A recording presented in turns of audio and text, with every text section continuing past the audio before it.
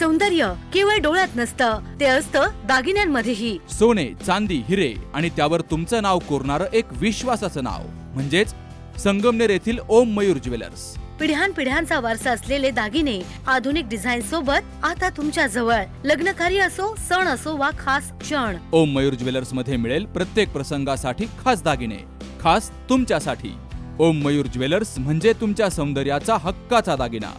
सुवर्ण बस्त्यासाठी आता कशाला नाशिक पुणे, संगमनेर मध्येच आहे आता नवनवीन दागिने. आजच भेट द्या ओम मयूर ज्वेलर्स, अशोक चौक, संगमनेर, जिल्हा अहिल्यानगर. संपर्क 9372 012 044.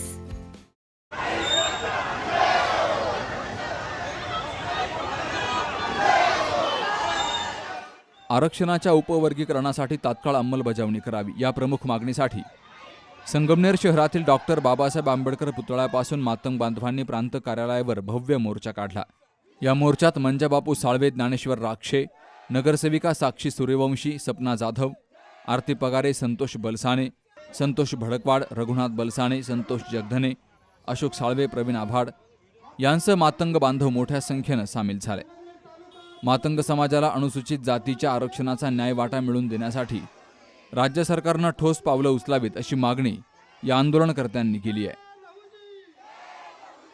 आरक्षण वर्गीकरण 1 ऑगस्ट 2024 रोजी सर्वोच्च न्यायालयाने निकाल दिला आणि सांगितलं अनुसूचित जातीमध्ये आरक्षणाची वर्गवारी करा.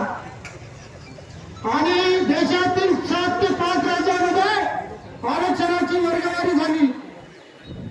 आणि जो आमचा न्याय आहे तो न्याय अधिकार आम्ही खऱ्या अर्थाने कशासाठी मागतोय? हा संविधानिक लढा आहे, हा घटनात्मक लढा आहे, हे आपण समजून घेतलं पाहिजे.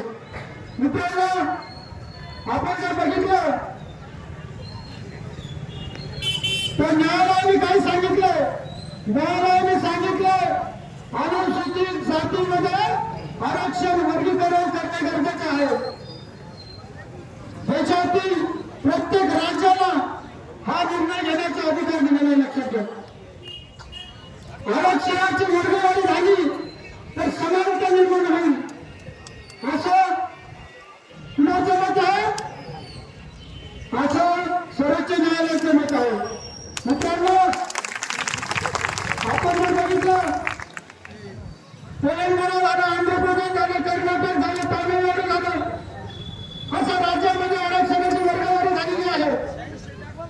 आणि आज आपण संगमनेर तालुक्यामध्ये आरक्षणाची वर्गवारी व्हावी म्हणून या ठिकाणी प्रचंड या ठिकाणी पावसामध्ये या ठिकाणी वर्गमोर्चा लावलेला आहे. मी खऱ्या अर्थाने माझ्या मातंग समाजाचा या ठिकाणी अभिमान मागे. इतक्या मोठ्या पावसामध्ये हा समाज या ठिकाणी उपस्थित झाला. ही ताकद खऱ्या अर्थाने बघितली पाहिजे. ही ताकद खऱ्या अर्थाने बघितली पाहिजे. हा मातंग समाजाचा कोणता गुलाम राहणार नाही लक्षात घ्या. हा मातंग समाजाचा कुणाला पुढारी मानणार नाही लक्षात घ्या. कुणाला नेता मानणार नाही लक्षात घ्या. चळवळीमध्ये कुणालाच नेता मानणार नाही. चळवळीमध्ये मागण्याचा मान आणि मान दिल्यानं येणारी हीच लढाई महाराष्ट्रामध्ये मित्रांनो. म्हणून या ठिकाणी सांगायचं झालं, या महाराष्ट्रामध्ये गेल्या 30 ते 40 वर्षापासून आरक्षणाचा लढा या ठिकाणी चालू आहे.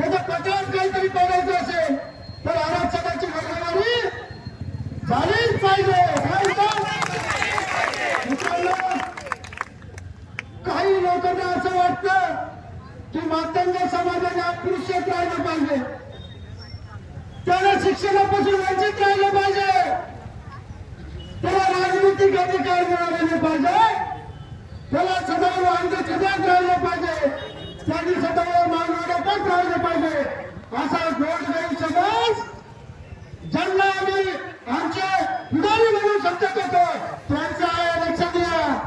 आज आम्ही सावध झालेलो आहोत. आम्हाला कोणत्या नेतृत्वाची गरज नाहीये.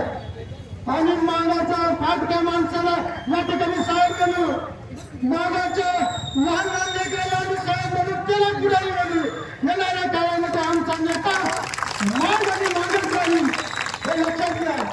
सरकारला या ठिकाणी मी विनंती करतो की येणाऱ्या काळामध्ये जर बघितलं तर अनुसूचित जातीचं या ठिकाणी वर्गीकरण करत असताना आरक्षणाचा लाभ हा सर्व समान जातीपर्यंत पोहोचला पाहिजे. पोहोचला पाहिजे का नाही?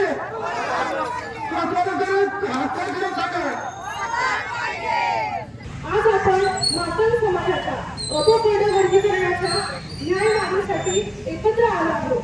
हा मोर्चा कुणाच्या विरोधात नाही तर आपल्या समाजाला न्याय हक्क मिळवून देण्यासाठी आहे.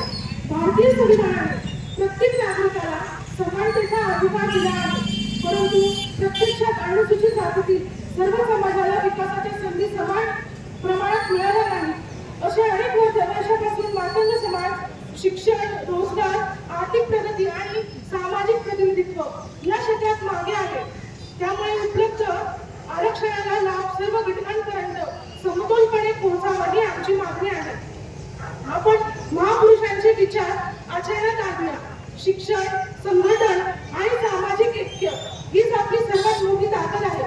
मतभेद असू शकतात पण समाज विकासासाठी आपण सर्वांनी एकत्र उभे राहिले पाहिजे. आज शासनाला आम्ही ठामपणे सांगू इच्छितो, मातंग समाजाच्या मागणीकडे गांभीर्याने पाहावे, वस्तुनिष्ठ अभ्यास करून न्याय निर्णय घ्यावा आणि विकासाच्या संधीचे समतोल वितरण सुनिश्चित करावे. हक्क मागून मिळत नसतील तर लोकशाही मार्गाने संघटित होऊन मिळवावे लागतात. शिक्षण, एकता आणि संघर्ष यांच्या बळावरच समाजाचा विकास शक्य आहे. चला आपण सर्वजण एकजुटीने संविधानाचा विकास ठेवू आणि शांततेच्या मार्गाने आपण समाजाला उज्ज्वल भविष्यासाठी पुढे चालवा. सुप्रीम कोर्टानं दिलेल्या उपवर्गीकरणाच्या निर्णयाची राज्य सरकारनं त्वरित अंमलबजावणी करावी. अनुसूचित जातींच्या आरक्षणामध्ये मातंग समाजाला लोकसंख्येच्या प्रमाणामध्ये योग्य वाटा मिळावा. अण्णाभाऊ साठे यांना भारतरत्न द्यावा. तर साहित्यरत्न लोकशाहीर अण्णाभाऊ साठे विकास महामंडळाच्या योजनांसाठी निधी उपलब्ध करून द्यावा आणि वस्ताद लहुजी साळवे आयोगाच्या शिफारसी लागू कराव्यात, अशी मागणी या मोर्चेकऱ्यांनी केली आहे.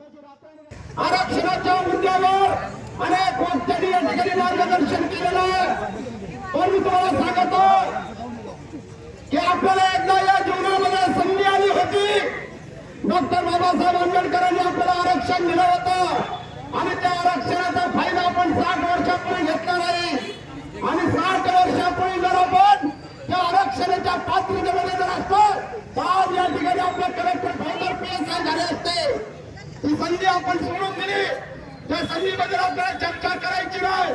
परंतु माता भगिनींनो, बघा आता मला गर्वाने सांगा असं वाटतंय की आता बरेच जण म्हणतात की मांग हा पोतराज आहे, मांग हा लखाईचा भक्त आहे.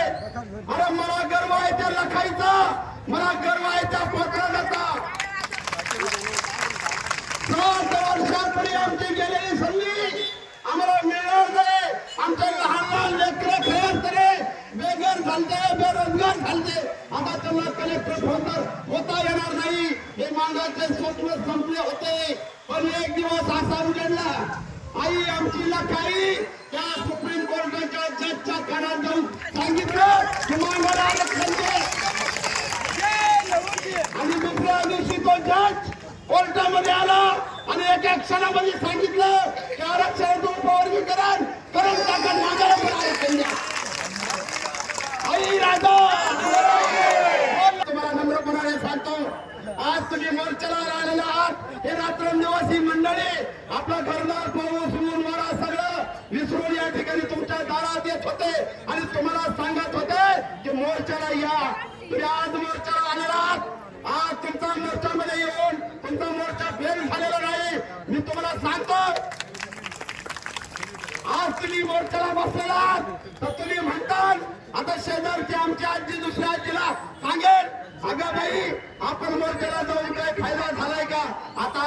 कलेक्टर होणार आहोत का, फौजदार होणार आहोत का, आपण म्हातारे झालो.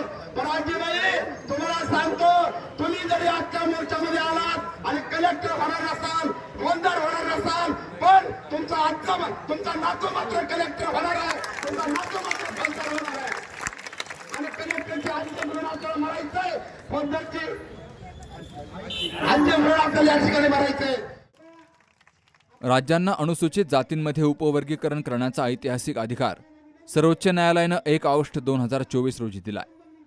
या निर्णयाच्या आधारे पंजाब, हरियाणा, कर्नाटक या राज्यांनी अंमलबजावणी सुरू केली आहे.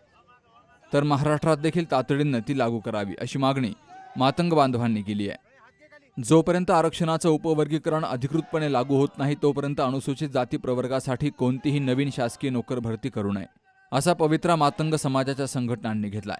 तर नायब तहसीलदार माळवे यांना निवेदन दिलं गेलंय. या मोर्चात तालुक्यातील मातंग बांधव मोठ्या संख्येनं सामील झाले. बाबासाहेब कडू, सी न्यूज मराठी, संगमनेर. दादा, अरे 7 दिवसावर आले लग्न, सगळी तयारी झाली, पण फर्निचरचं काय? गृहवस्तू भांडार 10 ठिकाणी फिरण्यापेक्षा आपल्याला हव्या असलेल्या वस्तूंच्या हजारो व्हरायटीज एकाच ठिकाणी पाहायला मिळतात, फक्त गृहवस्तू भांडार मध्ये.